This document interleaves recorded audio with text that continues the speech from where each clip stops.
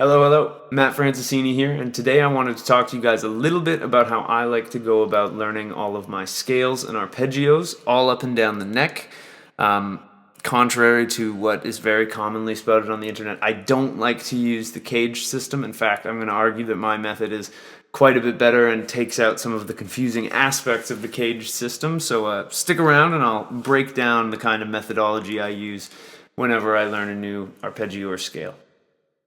So my biggest complaint with the cage system is that you have to relate all of the 5 positions you play in against open chord shapes. While relating to those open chord shapes can help you at the beginning, I think it's a crutch that kind of hinders you in the long term. Because say for example, if I was playing something in the key of E flat, I don't want to have to be thinking that I'm playing the E natural position or the E shape of E flat, because to me that's just too contradictory because there's no note E in the scale of E flat. So the methodology that I like to use, I'm going to break down some of the very simple rules. And the first rule is there's always going to be 5 positions. So within 1 octave of the guitar, we can play 5 positions of any scale or arpeggio. We can do various different fingerings depending on if we're getting into inversions or other stuff like that. But there's 5 core positions, and then everything else is kind of derived from those.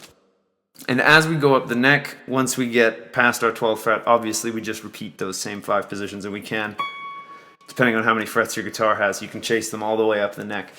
But so my methodology is I always start in the key of G, and the reason that we do that is because I can play from this, I call this the home position or position 1, where I'm starting with either my pointer finger or middle finger on the E string on the root, and I can go all the way up, and my last 5th position will be with my pinky on that E string. So on the positions, rather than thinking of them as C, A, G, E, and D, I like to think of them as 1, 2, 3, 4, and 5. And more on that later as they kind of fit in. The second rule of this system is that there will be 2 starting points on your low E string, there will be 2 starting points on your A string, and there will be 1 starting point on your D string. And what I mean by these starting points is we always, when we're practicing scales and arpeggios, want to be practicing from the root, because then we get to hear the full scale and arpeggio and everything kind of makes sense. Whereas if, say I was going to play my G major scale and I go, if I start that from the 2nd note, it becomes a little bit and I went 1 note too high there, but it becomes a little bit murkier and different because I'm not starting, I'm starting here, which is a totally different feeling. So we always want to be starting from our root, and we will always find these roots on those strings. Now, you might be thinking, well, why can't I start from a note on the B string or the G string or the high E string? And that's a really good question. To me, the reason that it's less efficient is that you won't be able to hear the scale in a full octave before you have to start going down. So for example, when if I was playing a G major scale and I was on my 2nd position, which starts with my middle finger on the D string, if I start from here, I get to hear the scale in 1 octave all the way up to the 4th before it comes back down. So my ear gets to hear the entirety of the major scale. Whereas if I start from the G that's right here, I only get to go up to the 4th. I don't hear anything past that. So my ear won't hear it as efficiently. So those are kind of the 2 main rules. And then the 3rd one is just a best practice for practicing it. And that's with those starting points, they are also your ending points. So if you play something that starts on the G, say I'm doing G major because I've been using that before. If I was playing a G major scale, I'm going to go all the way up from the starting note, all the way down, and then all the way back up to that starting and ending point. Just so that I'm always centering myself around the root, and this will really help ground you when you're working on these in all 5 positions, and then when you actually try to use them in your playing. Now, for our example today, I'm going to show you how I would learn a G major pentatonic scale, just because I feel like that's a nice entry point to this kind of idea, and then we're going to mess around and move it to 1 or 2 different keys, and I'll talk you through how I do that and how this system can get you there without having to think about whether it's the C shape or the D shape or the E shape. Now, the first position of the major pentatonic scale is going to look something like this. On all of my diagrams, those hollow notes are your starting and ending points. That tells you where the root is. So I'm going to go from G right here, and I'm going to go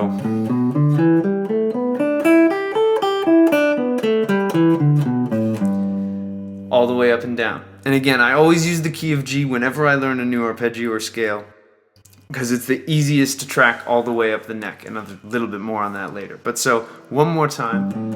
I'm starting on that low note, all the way up, all the way back down. Now we're going to go to the second position. So the way that this works is I need to find my next G, and if I use this simple octave trick, I know that it's going to be this 5th fret of the D string. And so now what I'm going to do, I'm going to play the major pentatonic scale, G major, from here, this hollow starting note, and I'm going to play it all the way up, all the way down, and then all the way back. And that's going to sound like this.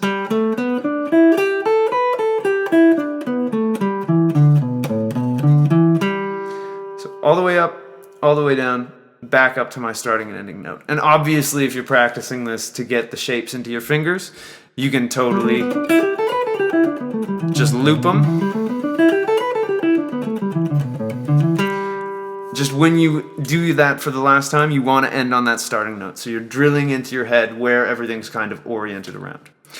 Now when I go up to my third position, this is going to be starting on the 10th fret of my A string. And I'm going to be starting with my pinky. This guy's going to look a little something like this.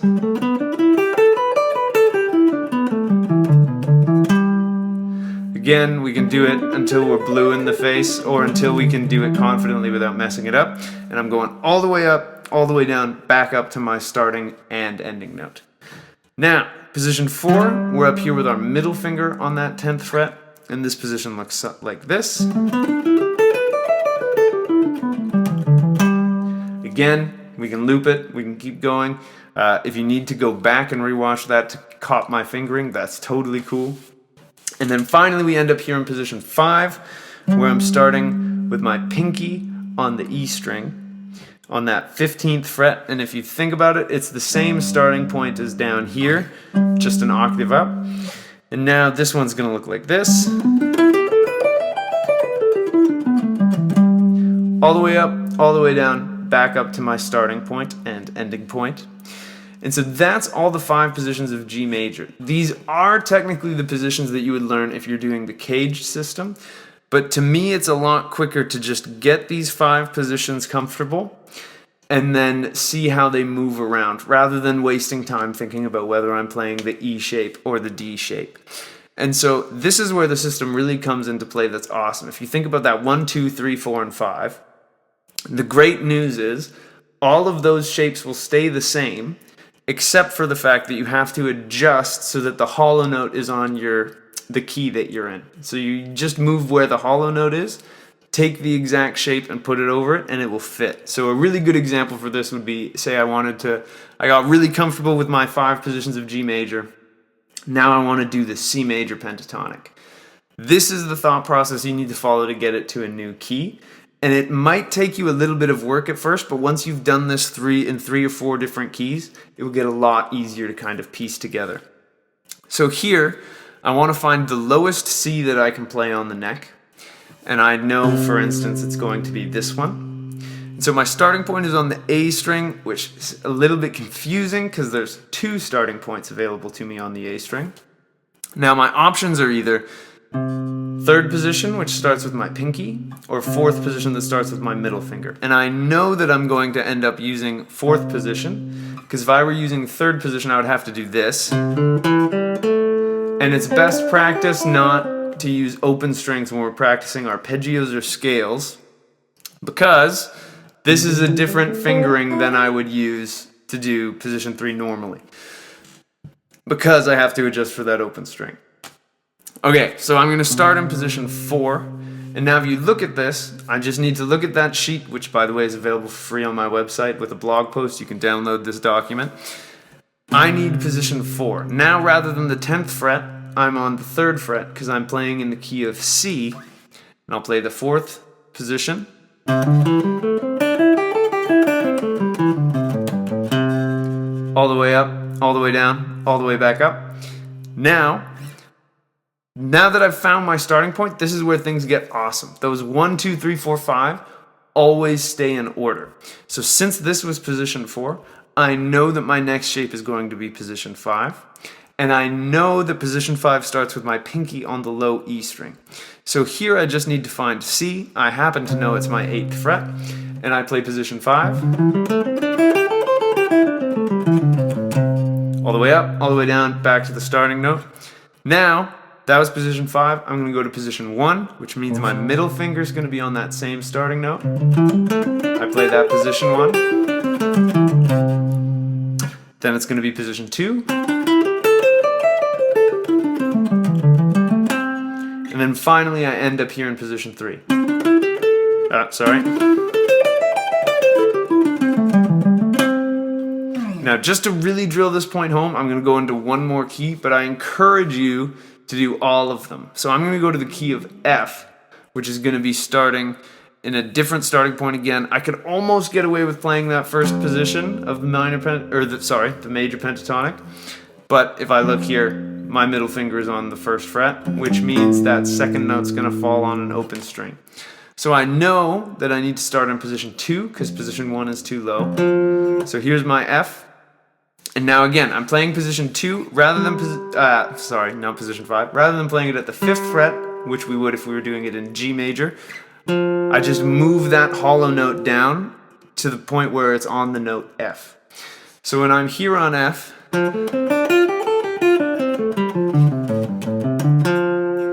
play my pentatonic scale all the way up, all the way down, back to the starting note. Now since I know that this was position 2, I know my next position is position 3. Position 3 is going to happen with my pinky on the A string.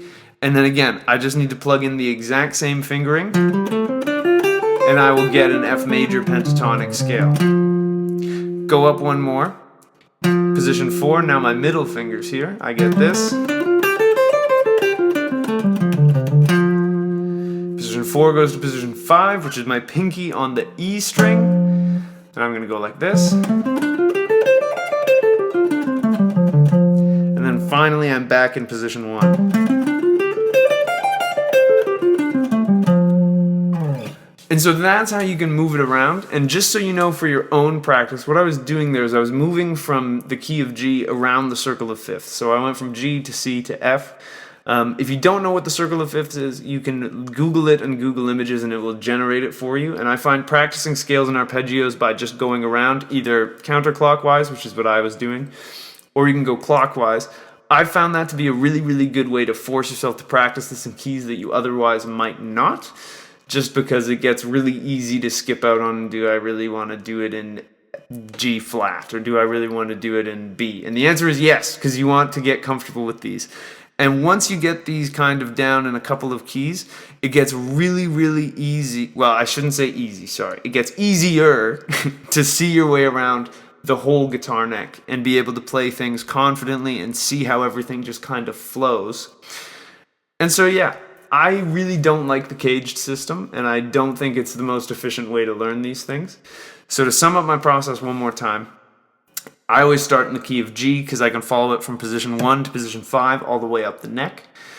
I learn those 5 positions in the key of G, and then I move it around the circle of fifths. And then the rules, there will always be a starting point, two starting points on your low E string, 1 on your D string, and 2 on your A string. And this is for every single scale and arpeggio you could ever want to learn. I'm using the major pentatonic because it's a nice approachable scale that many of us probably hopefully already know a couple positions of. Maybe you don't know all 5.